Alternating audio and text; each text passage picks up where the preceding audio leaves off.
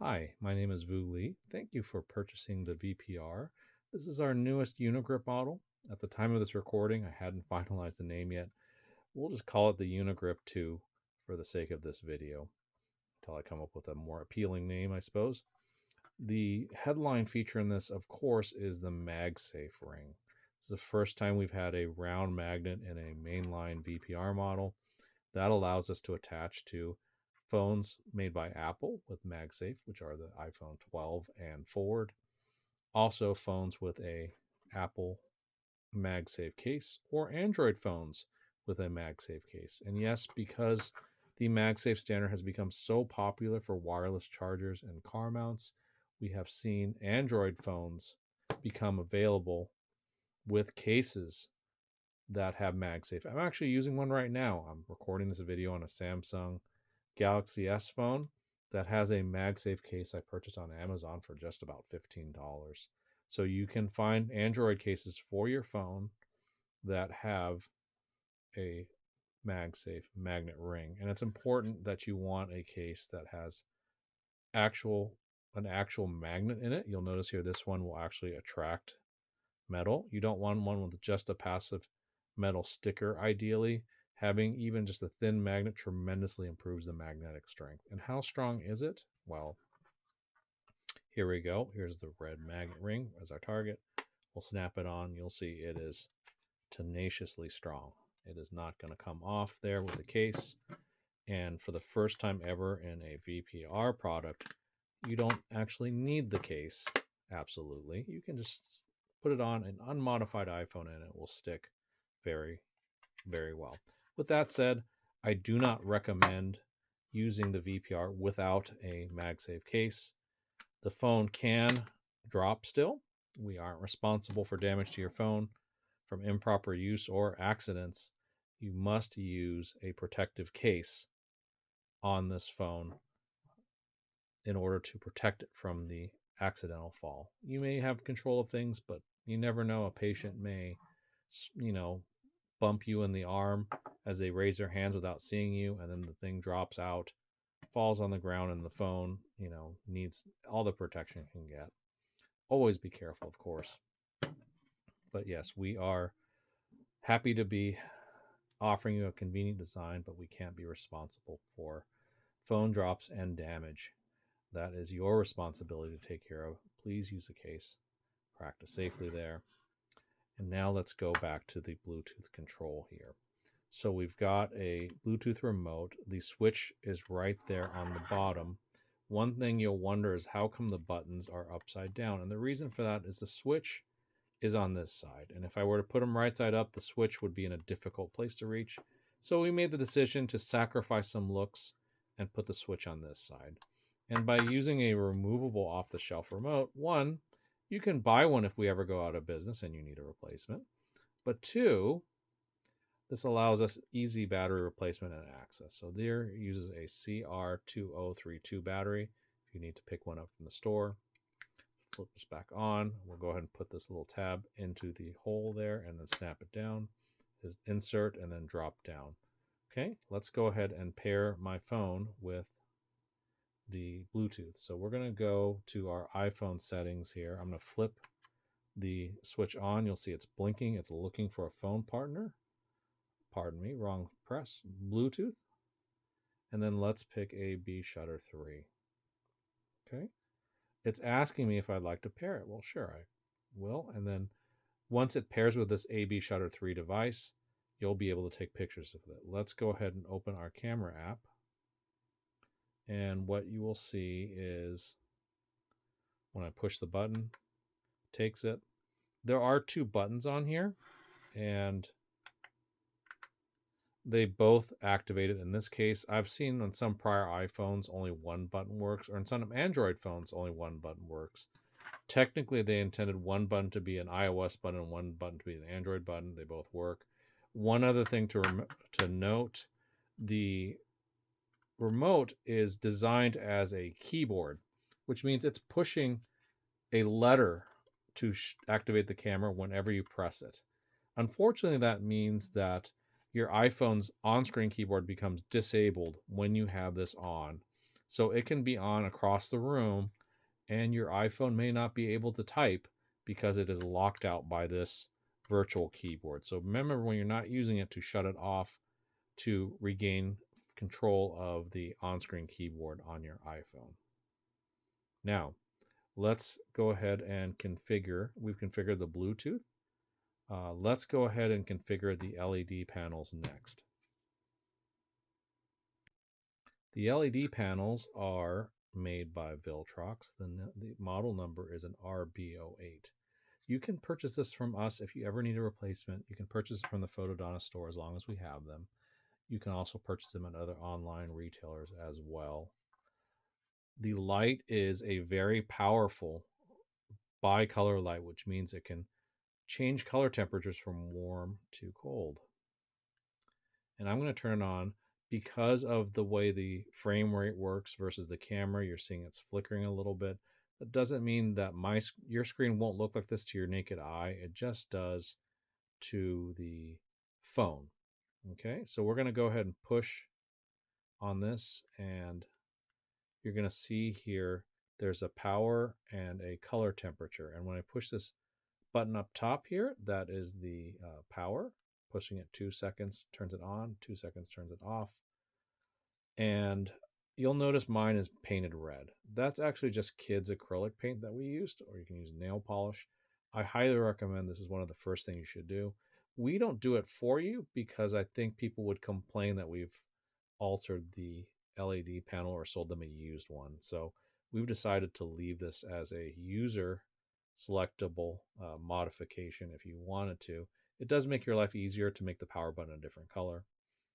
The M button switches the mode of what you want to switch. So we can change the power level here, and we can go plus and minus. I recommend, if you are going to keep your room lights on, to keep it at 50%. If you turn off your room lights, you can get away with 30 or maybe even 20% power if you turn off your room lights while you're using the VPR. Now, why would you want to turn the lights on or off? If the lights are on, your color temperature, I bet, won't match, because we suggest by default using a color temperature of 5500K. And the reason for that is that it's a daylight color temperature that the iPhone and other phones are comfortable with. Your office lights, however, probably have a warmer color temperature of 4000 or maybe even 3000 Kelvin. And so because of that, it doesn't mesh with the panels here. And there's a couple of solutions to that. I said the easiest solution is to turn your room lights off while you're using the VPR. That will eliminate the color contamination that you get from your house lights. That's a mild suggestion if you're shooting just regular intraoral photography. It's an absolute requirement if you are doing shade photos. I'll repeat that again. If you're doing shade photos, turn your lights off. Get rid of them.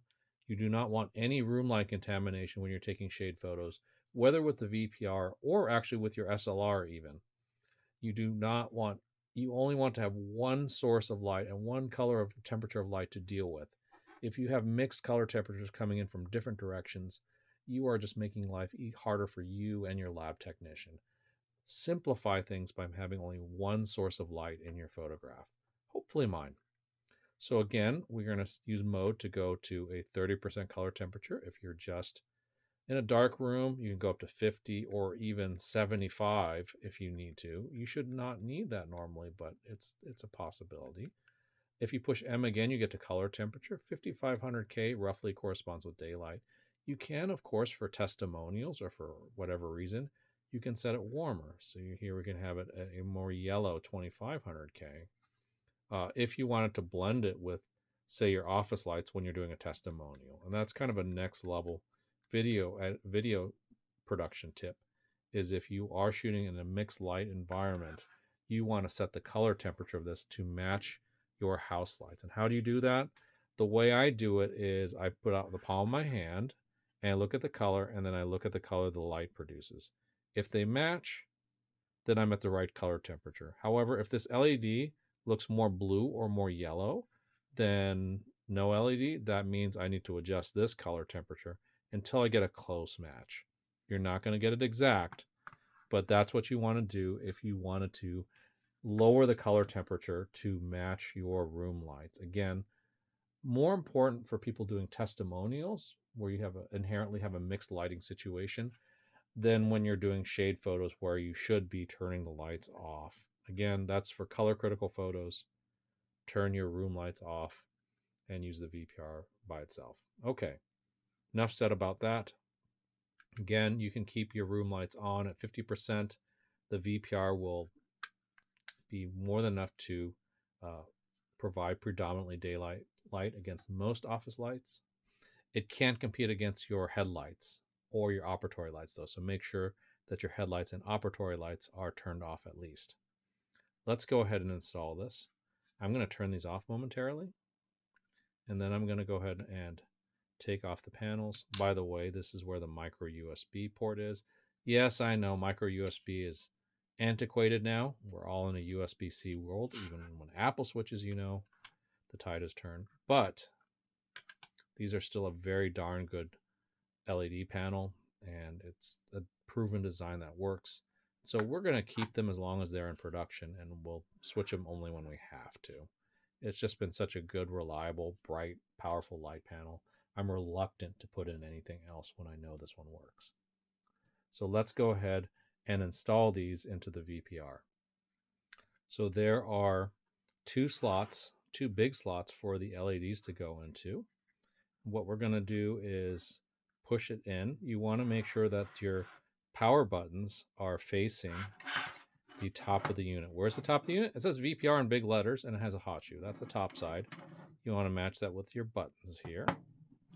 Push in. Okay, and it may or may not make a snapping noise, but it should firmly seat all the way in. How do you know it's all the way in?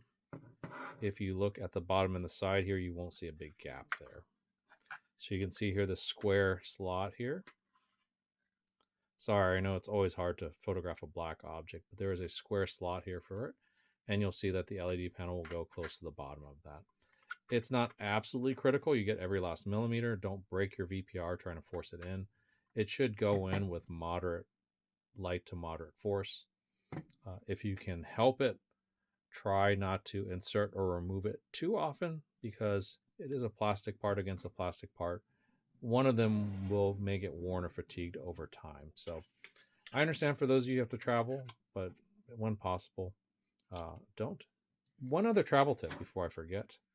When traveling with the VPR, this button can get pressed by your luggage or something else in your suitcase. So what you want to do before you travel, turn the power level all the way to 0. That way, even if the button is depressed,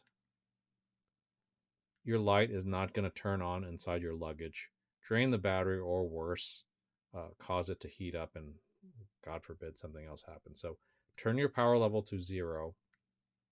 Ideally, try to pack it in a way that this button does not get depressed.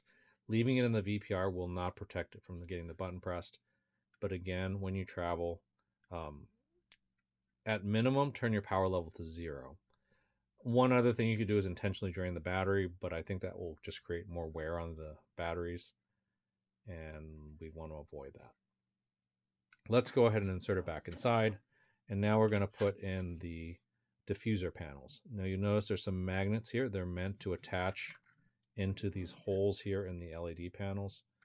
We don't need to do that. Instead, what we're going to do is insert it into this slot here.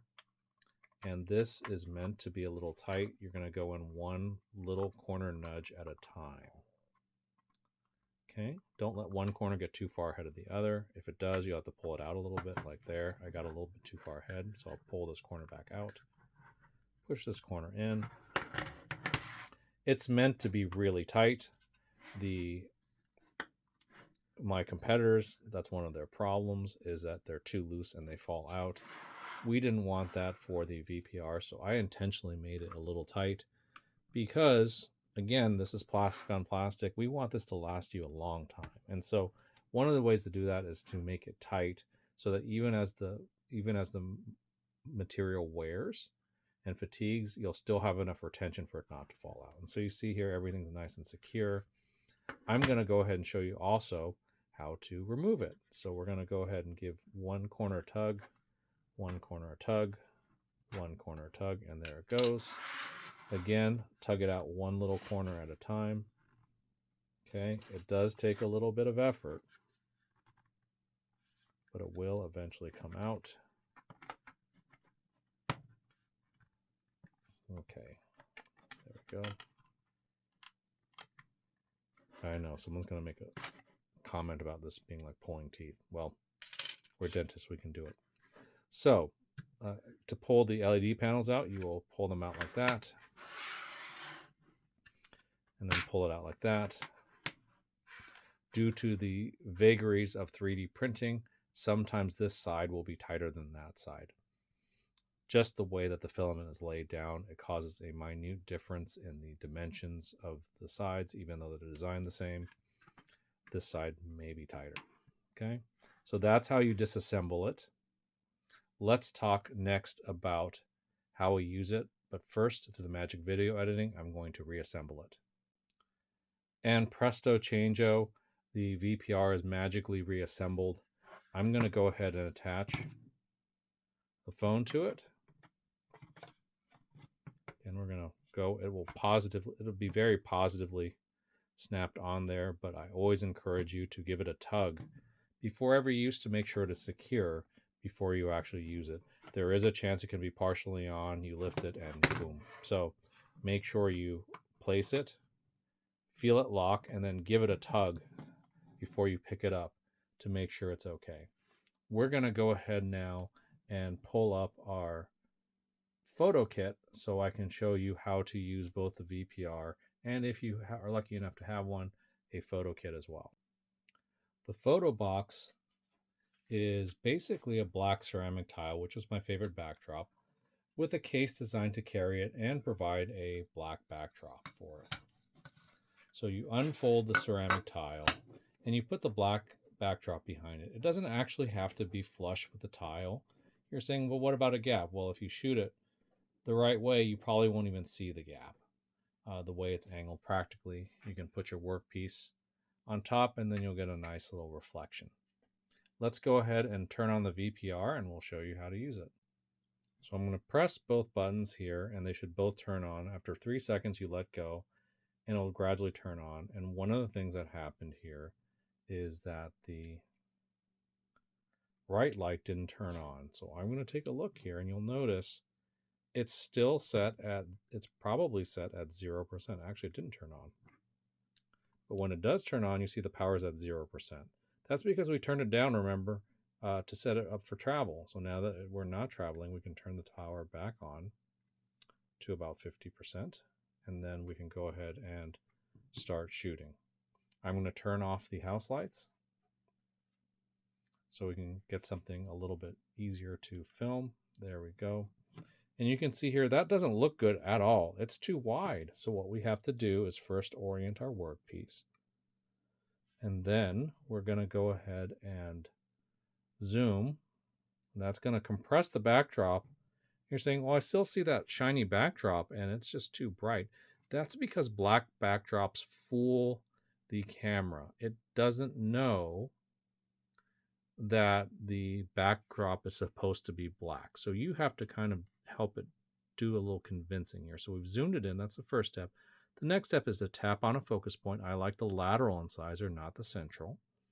And then we just tap and drag down on the phone to darken the backdrop. And you'll notice it very quickly turns to black. And you should still see a little reflection on the tile. Beautiful. So let's look at that in our playback. It's not going to show very well here. We'll have to show this in post-process. Oh, there we go. So you can see there the little screen glare. Let me try to dim the screen down. There you go. So you can see there. I can just keep darkening the screen. I have to darken the screen too. That's what our picture looks like. It looks great. If you get a little glare on the phone, then what you can, on the photo box, what you can do is tip the background slightly this way or that way. These side flaps are only there just to help it stand up. And yeah, the hinge will kind of sway back to wherever the tip on the table is. This table might not be completely level. Sorry about that. But yeah, you can just change the reflection a little bit by just tipping it one way or the other to cancel out the reflection from the phone. So again, to use the photo box, turn on your camera, turn on your VPR lights, of course, turn on the camera, zoom to 4x or so. This is actually the best, most compelling reason to get a Pro model iPhone is that the Pro model iPhone is that the main sensor, that 1x sensor, has 50 megapixels in the current model, which allows us to do lots of downsampling and also some computational photography. I know, big word, to get us a better image. So I've digitally zoomed to 3x, and I'm going to drop the exposure down now with my swipe. We get a good image, and then we can take it or use our Bluetooth, of course, to take it as well. Let me flip the switch on, and there the Bluetooth is taking our picture. One of the things I don't love about Apple's app is that you have to periodically re-tap and readjust the exposure down. It puts some variability in the process I don't like. One application I can suggest to you is Pro Camera. And let me see if I can get a good picture of it. It's this blue icon here called Pro Camera. You can find it in the App Store. Let's see if I can look it up for you. It's in the App Store. It's called Pro Camera. And it may be the first choice here. It is called Pro Camera, Professional Camera. It has this blue and white flag looking icon. Costs about $12, I think, to buy, and $15 to buy. There's a $12 annual membership if you want to activate a couple features, which you probably don't need. I really like this app. And part of the reason I like it is because you can set up presets. That's probably another video, but I can actually calibrate it to a gray card for shade matching. I can set the exposure, easily set it down, but and you can do that with tap and slide with an iPhone too. The difference is when you tap and slide with an iPhone, hold on a second, I'm in white balance. When you tap and slide with an iPhone, hold on, it's not behaving correctly. Give me a second here.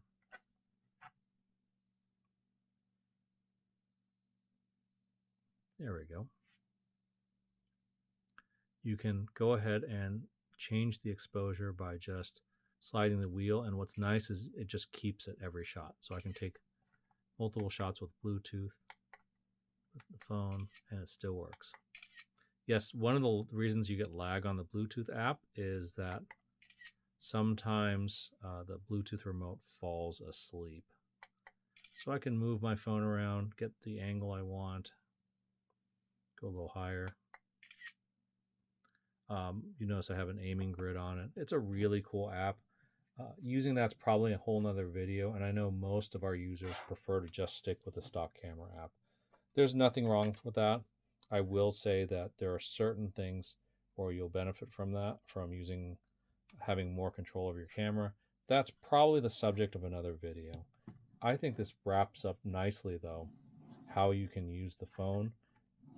Stay tuned on our channel. We'll have more content, but I think this is a good way to start.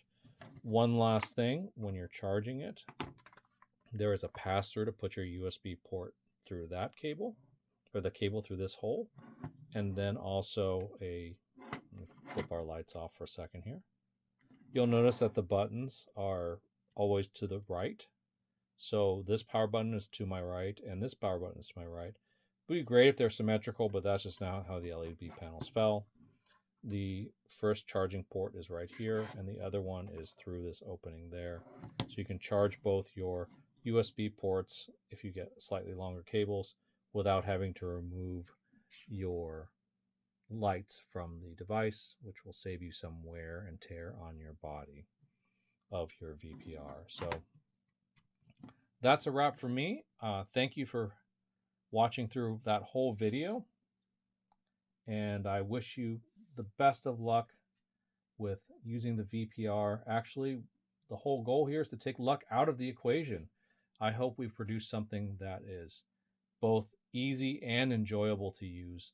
I have a passion, actually, not for doctors to take more photography, but for assistants and hygienists to get involved in the process and actually take point on it. So I hope that you will grow and to love this, that you will maybe reignite some people's passion for photography. Thank you again for supporting my vision, and thank you for purchasing the VPR 500. I wish you the best and much success using this device. Thanks again.